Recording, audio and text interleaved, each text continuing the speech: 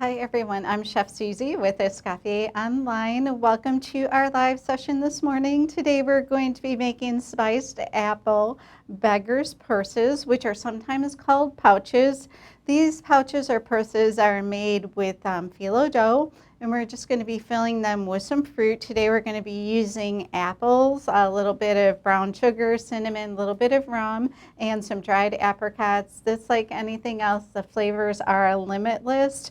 Pears work very nice as well. This is another thing that you're going to want to stay away from those very wet fruits such as strawberries or oranges because they're going to leak out a lot. Stay with your stone fruits and your apples, and you'll be sure to be happy with your Beggar's purses, or like I said, they're sometimes called pouches. So super easy to make. It's just some assembly. Then they go into the oven for not too long, maybe about 20 minutes at about 350. You're going to be careful not to get them too brown. So let's go ahead and get started, okay? So I've got my apples, which I just kind of roughly chopped earlier. I have these in lemon water so they didn't get brown on me. Always remember you can do that. And this way you can kind of get things ready ahead of time. So let's go ahead and strain these, and then we're just going to make a small batch of filling. So I'm using the Granny Smith apple. Holds up very well in baking, and it's got some great flavor. It's nice and tangy. We'll sweeten it with some brown sugar. Fiji apples work well. The Golden Delicious work really well, or even the red apple. And I like the Honeycrisp apple as well. So definitely explore different apples, different combinations, but you can always go with the Granny Smith apple too. So let's go ahead and dry this out a little bit before we put our apples in. And please let me know if you have any questions. Okay, so we've just got some diced apples here, and I've got some brown sugar, and you can flavor this with, a variety of spices, whatever you like. Got some dried apricots, raisins work well, cranberries, cherries, some cinnamon. You can use a variety of different spices. You could use the Chinese 5-spice, that's nice. I put in a little bit of Myers dark rum. It's going to give it some nice flavor. So we're going to go ahead and mix this up, and then this is just our simple filling. So you're going to want to be mindful with these fillings. Don't let them get too wet. You don't want a lot of water coming out because it's really going to come out of the delicate purse or pouch. Okay.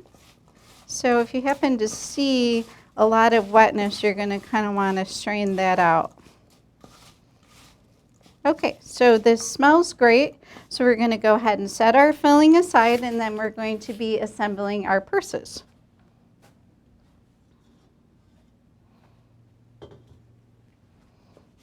Okay, so please let me know if you have any questions along the way. So I've got some Phyllo sheets. You can typically find these in the freezer section of your grocery store. You're going to want to thaw them in the refrigerator overnight is perfect. You can also thaw these on the counter, works well too. The phyllo dries very crisp. It's going to completely dry out. So when you're working with phyllo, you're going to want to keep it covered with a damp cloth. You can also put a piece of plastic down first and a cloth over it, but make sure it's covered unless you want it to dry out. So I've got this covered. We're ready to use this. So we're going to go ahead and start assembling the phyllo for our purses. So what we're going to be doing is we're going to be layering layers of the phyllo with the butter. And we're going to do 5 layers, and you don't want to do too few layers because you want it to be stable. So 5 is fine. You can go with 6, but I wouldn't go anything less than 5. So I've got a sheet here, and we're just going to be brushing this with butter. You can also use some cinnamon sugar if you like to, or even some granulated sugar, but I just like to use plain butter on my sheets. So, like I said, we're going to go ahead and we're going to make 5 here. And please let me know if you have any questions. So, you may have some tearing of these sheets along the way, and they may not always look perfect, but that's okay. But you're going to want your first one to be nice and in one piece. So the other ones are just pretty much internal. So you're going to go ahead and brush this with some butter. They're on our second layer. We're going to go ahead and do 3 more. And please let me know if you have any questions. So like I said, these are super easy to make. We're going to trim this up. We're going to fill it. And then we're going to just bring the tops up to make a pouch. So this is a great dessert. You can also apply this technique when you're making appetizers too. So it's great for savory as well. You could do a nice meat filling. And can add a little bit of cheese too. Careful not to add anything that's too runny. Okay, we're going to go ahead and put one more layer on and then we'll be ready to go. And like I said, please let me know if you have any questions.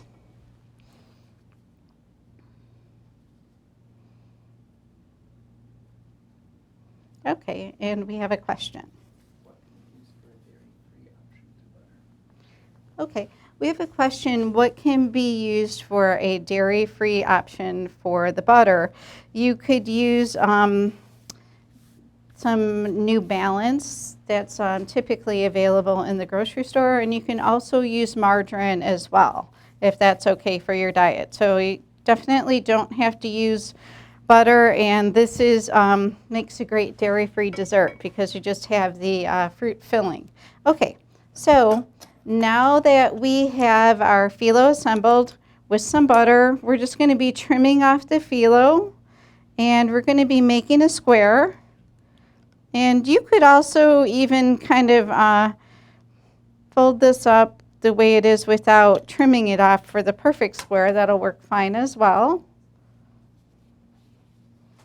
Okay, so we're going to go ahead and cover our phyllo because we're not going to be using it. And we're going to set it aside. And we have another question. We have 2 questions. What is phyllo dough made of? Okay, the question is what is phyllo dough made of? It's basically just water and flour, and sometimes there's a little bit of sugar in here, there's salt in here for sure, and the phyllo is stretched. So you can make phyllo, and it's just made by, like, you're going to start out by rolling, and then it's really going to be stretched, so it's super thin. So it's a nice product, and what's nice is we have a lot of convenience products in the store for us. And we have another question. The question is, can you use coconut oil? I think that's a great idea. It's a great alternative. Keep in mind that the butter with the milk solids is going to be giving this some extra flavor. So with the coconut oil, it's also flavorful, but you might want to add a little bit of flavored sugar as well, or maybe something like that. But yep, definitely coconut oil will work. Okay, so knowing all that, let's go ahead and fill our pouches. And please let me know if you have any questions. So we're just going to be putting this filling right in the center. And then we're just going to bring the sides up of the pouch, and we're going to be tying it with some butcher's twine. So it's super easy to do. And I always cut my apples and my fruits in kind of like chunks that I have them. They're kind of like medium-sized chunks. You don't really want to use slices because they could poke through the dough. So you kind of want something like this that you can stack up nicely. And how much filling you want to put in is just entirely up to you. So I try not to get these a little too full because I like a little bit of puffiness on the top. So I've got some butcher's twine. If you're making these savory, you can tie these with a chive or something like that. But since this is going to be for a dessert, we're going to be tying them with the twine, and then we're just going to gently untie them after they've been baked. So this is the pouch. So I'm just bringing up the ends. And what I'm going to do is I'm going to squeeze this together, and then I'm going to be tying it with the twine. So when I'm tying this with the twine, I always do a bow because it's easier to untie. If you do a knot, you're going to have to cut it. So I like a bow that I can almost always pull. Sometimes the phyllo kind of bakes over the bow, and you have to cut it, but I just kind of like to pull these off. So what you can do too before this gets too dry is you can kind of puff these tops out a little bit for a little bit more of a dramatic effect. Okay, so let's go ahead and tie this one up. And like I said, you can put a little more filling in these if you like, and don't forget you can make these savory as well. And we have another question. Can you use cashew butter instead of the regular? Cashew butter? The question is can you use cashew butter instead of regular butter? If your cashew butter is fluid-like the butter is when I was brushing it on, anything will work as long as it's fluid-like. You don't want anything thick that's going to tear on you, but if you could melt that down and it's fluid-like, it would really give it some great flavor. And you could also use some oils too, speaking of nuts. You could use like pistachio oil, that's a really nice oil, and a few other oils would be the walnut oil is nice as well. So any of those nut oils will be super nice for this too. Careful not to put too much. So I've pinched this together, and I'm going to go ahead and tie it to ensure that it stays up and together in baking, because these have a tendency to kind of open up in baking, so you need to secure this with something. It may hold with the pinch, but I definitely recommend securing it. So I've got my butcher's twine, my bow, and remember chives, if you're doing savory pouches, work really well. So that's it. The Beggar's Purse, super easy to make, really dramatic effect once this is baked. With these, especially if you're making these for dessert with apples, fruits, sugar, things like that, and then I definitely recommend if you have a silpat to bake this on a silpat. It's just going to release a lot easier. You can bake it on parchment. If you have some leakage, you're going to want to pull those off when they're slightly warm before that sugar really gets hard, so it doesn't stick to the parchment. So silpat first. If you don't have it, you can do this on parchment. It'll work well too. So what you're going to do next is just kind of brush this a little bit with some butter. I kind of do the top, and I don't cover it completely. I just kind of go around a little bit. The butter's going to add some flavor, and it's going to help with the browning. Okay? So these are really easy to make.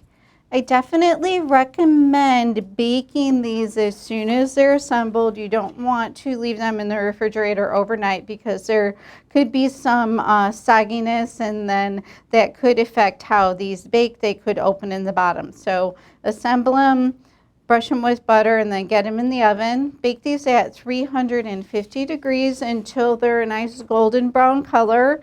If you find that your tops are getting very dark and your sides are not browning at all, you can just gently lay a piece of foil or a piece of parchment right on top. This is after they've set a little bit. They're starting to turn brown. They're totally stable as long as you're careful. Put that on top, and that's going to stop some of the browning and allow the sides to brown. So that's it. Super easy to make, and we have a question. The question is can you use wax paper? Not for baking. Don't use wax paper because it's got wax in the name, and wax in heat, the wax is going to melt on you. So always use some parchment or a silpat if you have it. If you don't have something to put this on, definitely don't use the wax paper, but you could even spray or butter your tray too. That'll work just fine. Okay? So any more questions, be sure to get them in, and let's go ahead and look at some purses that I made earlier. Okay, so this is how they look. They're super pretty. They're nice and delicate. They've got a great filling in them. They held up very well. I baked these at 350 degrees. These were baked for about 20 minutes. It's going to depend on your oven. Just keep an eye on them. So let's go ahead and take one of these. I'm going to grab this little bit bigger one. And I'm just going to pretty much untie my twine. If it gets stuck on you, you're going to have to cut it, but most easy is to tie it in the bow like I showed you. So then you just go ahead and pull it off. Sometimes your phyllo is going to bake over it, so just kind of gently tug at it a little bit. It'll come off, don't worry. So that's our beggar's pouch. So let's go ahead and put this one on a plate and kind of pretty it up a little bit more. Okay, so I'm thinking that we're going to be using an apricot sauce that I made earlier, and we're just going to go ahead and put the pouch on the plate on the apricot sauce. So I'm just going to be making a puddle of this nice orange sauce, nice complement to the apricots and the apples on the inside. So please let me know if you have any questions, and if you're making your Beggar's pouches, I'd love to hear how you're doing. We have another question. The question is can you use puff pastry instead of phyllo dough? You can, just make sure that it's not too thick. It's going to be a little bit of a different effect. It's not going to be as delicate, but you can definitely use it. But I do recommend the phyllo. Okay, so I'm just kind of spreading my sauce around here, and I'm going to be putting my pouch right on top. And please let me know if you have any other questions. So these look super pretty. If you dust them with a little bit of powdered sugar, kind of finishes it off a little bit. So we're going to go ahead and put this on our plate, kind of right in the center. And I've got a little bit of caramel sauce. We're going to do some dotting. Caramel always goes super nice with apples and apricots too. So I'm just going to do some simple dots. And please let me know if you have any other questions. You can also send me an email or give me a call. And I'd like to hear how you're doing with your Beggar's purses or pouches, and perhaps some flavor combinations that you're making. Okay, so you've got some caramel sauce dots looking really pretty. I've got some strawberries too. It's going to add some nice color. And we're getting ready to say our goodbyes, so please let me know if you have any more questions. And we have another question. Okay, the question is, how did I make the sauce? So the sauce is just a simple apricot sauce, some simple syrup. I used 1 cup of sugar and 1 cup of water to make my simple syrup. That's the ratio that I usually use. And I took some fresh apricots and I pureed them together and strained them, and that's how I made the sauce. So super easy, basic recipe for any fruit sauce that you might want to be making. Okay, so we've got some strawberries on our plate. It's looking really pretty. I've got some pecans that I caramelized and I chopped up. So let's sprinkle some of these on the plate as well. It's going to give it nice crunch, a little bit more texture, and some really nice flavor. So be in touch. Let me know how you're doing, and please let me know if you have any more questions before we say our goodbyes here.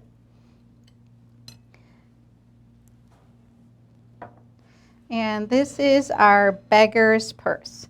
Thanks for joining me today, and I'll see you next week. Goodbye.